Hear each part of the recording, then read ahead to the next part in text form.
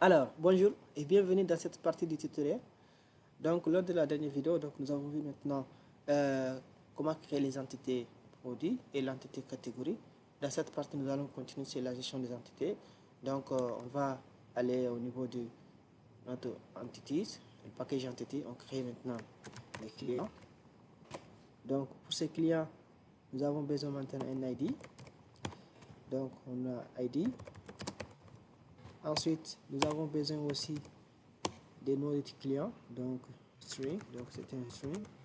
Donc moi je l'appelle name, donc vous pouvez spécifier, vous pouvez décomposer prénom et nom, mais moi je prends simplement le nom.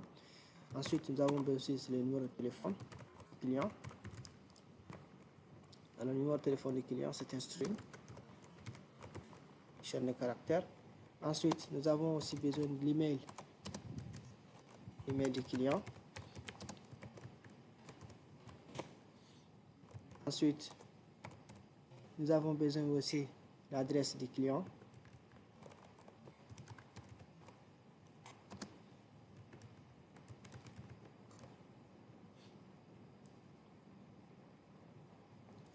Alors maintenant, on va d'abord mapper.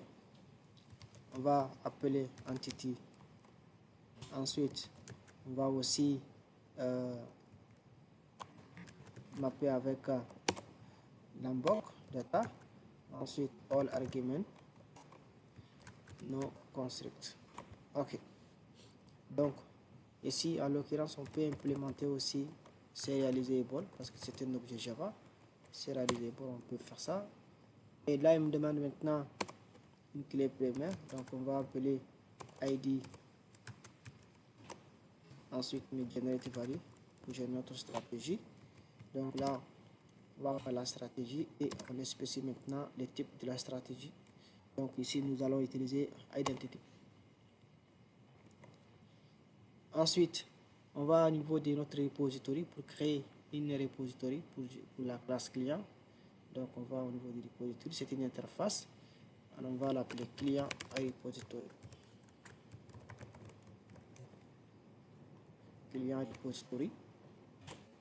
Alors, donc cette interface d'abord hérite de l'interface GPA repository qui prend des paramètres. Je prends d'abord l'entité client et les types de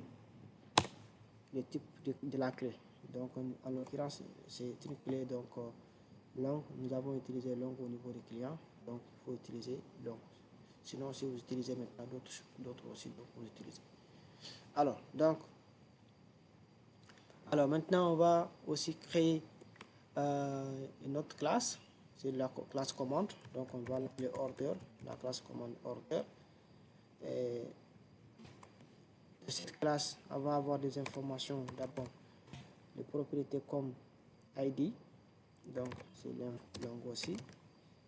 Ensuite, il va avoir la date de commande, donc on va prendre date Java directement.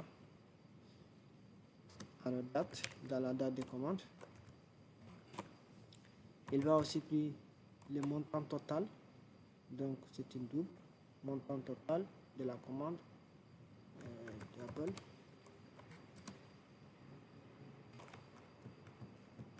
On peut utiliser le minuscule, double, donc monte total.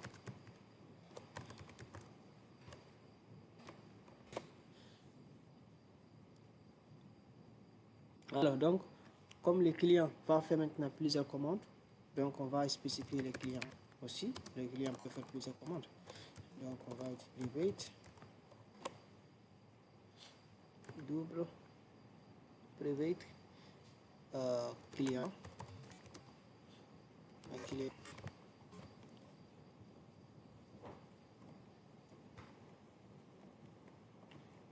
Donc on va mapper identity, ensuite entity, ensuite on va mapper par all arguments pour les constructeurs et all non constructeurs.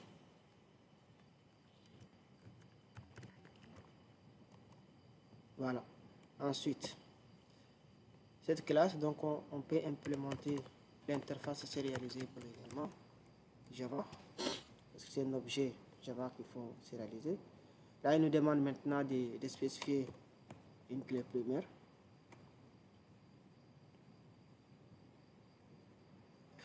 Donc, on va spécifier d'abord l'ID.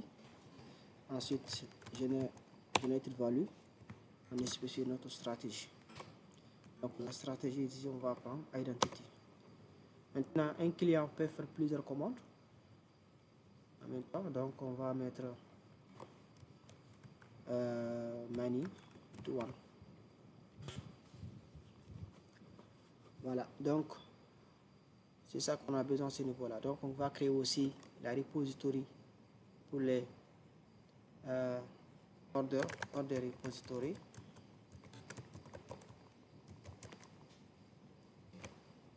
Order repository, donc c'est une interface.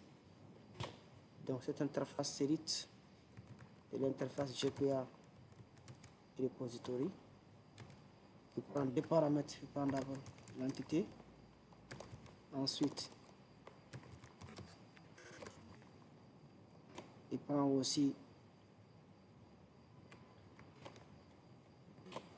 il prend la longue et le type de génération de l'entité, donc le type de clé de l'entité, donc langue. Voilà, donc on va avoir besoin aussi de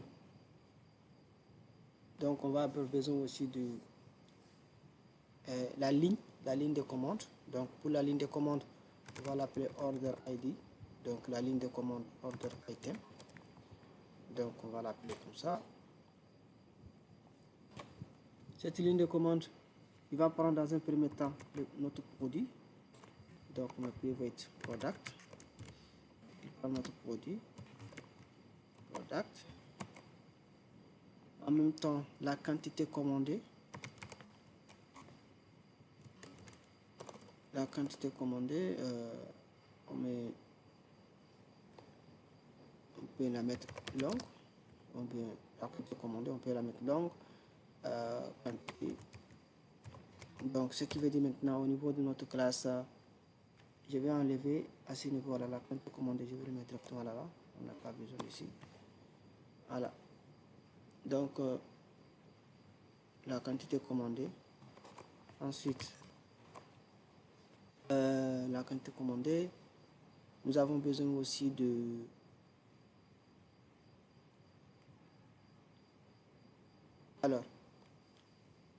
les prix, donc dans ce cas le prix, voilà, on va dire private price, c'est un double aussi, price,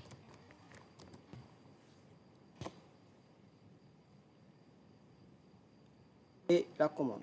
Donc on va passer aussi la commande parce que la commande order, donc la ligne de commande, donc ce qu'on a besoin pour l'instant pour cette classe. Alors donc on va dire one to many, many to one plutôt.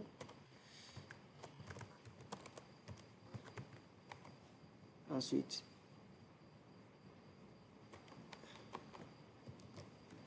many to one. Ensuite on va implémenter serializable. On sérialise l'objet, notre objet serializable, et on marque maintenant entity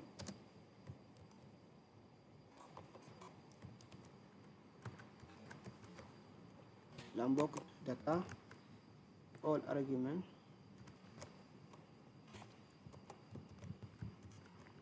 no argument construct. Donc il nous demande maintenant un ID, de spécifier un ID. Donc on va mettre ID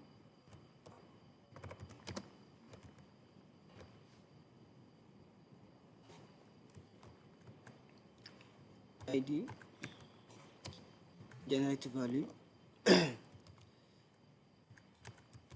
generate value, et on spécifie notre stratégie identity.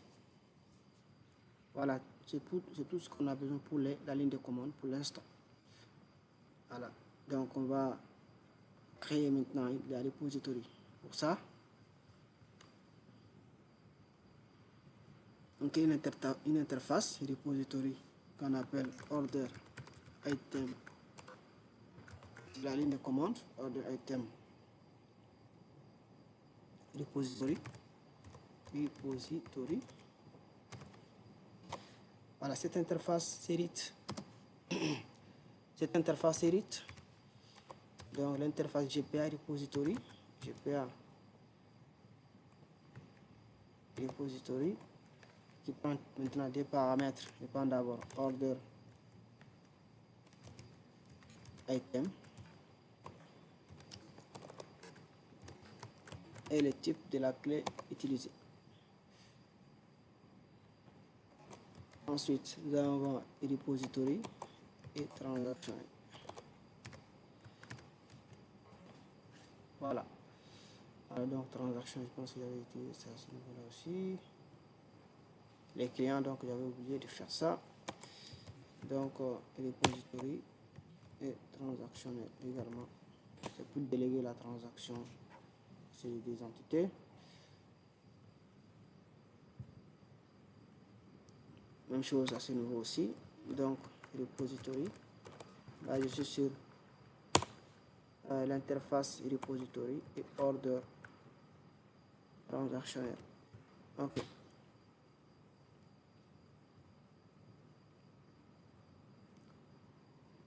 Donc voilà. On va créer encore une entité paiement.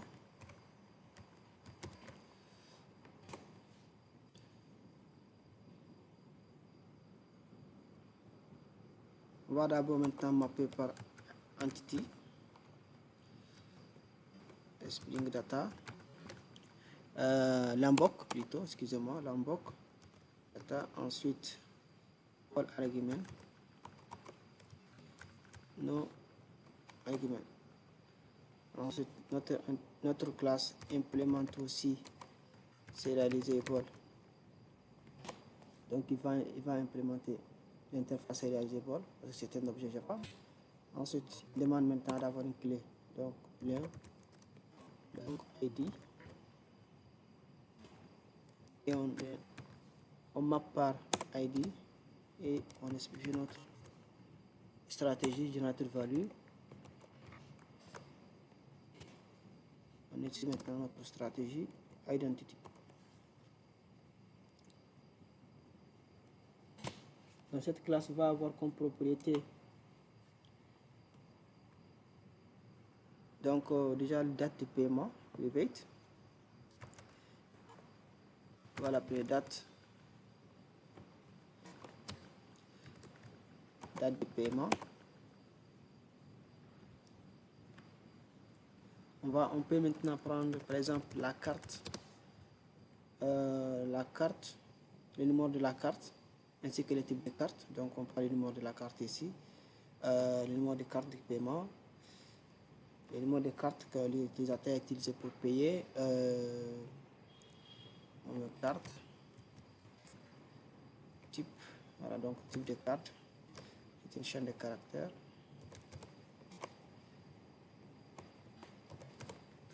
On peut utiliser aussi le numéro de carte, donc card name.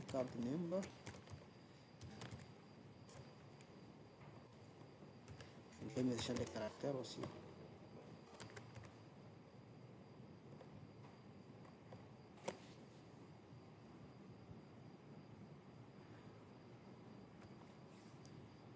Et la commande.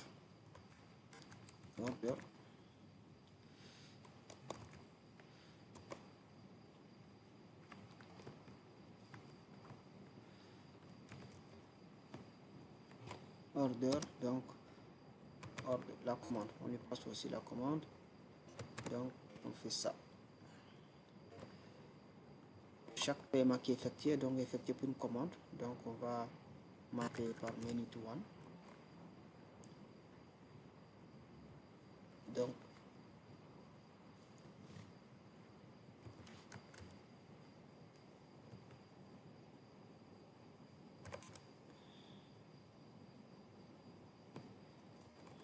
ok.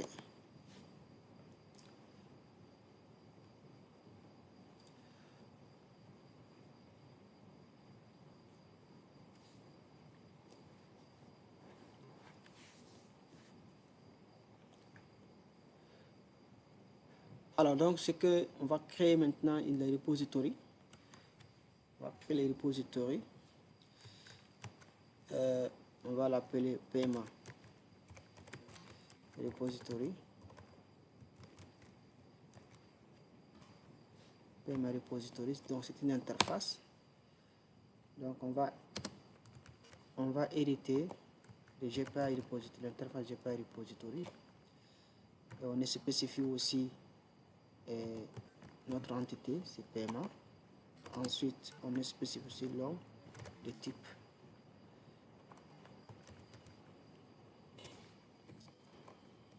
On va faire repository. On va déléguer repository. On va annoter par repository et on annote par transactionnel comme d'habitude. Voilà.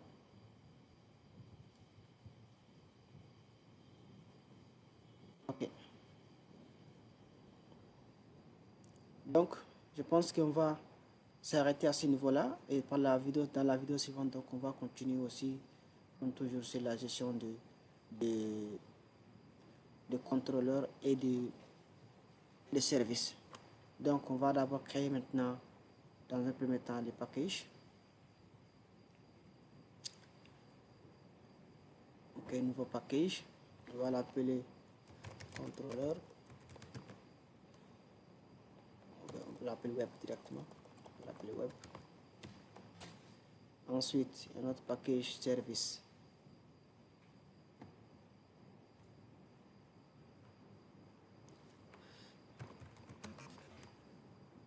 Ok.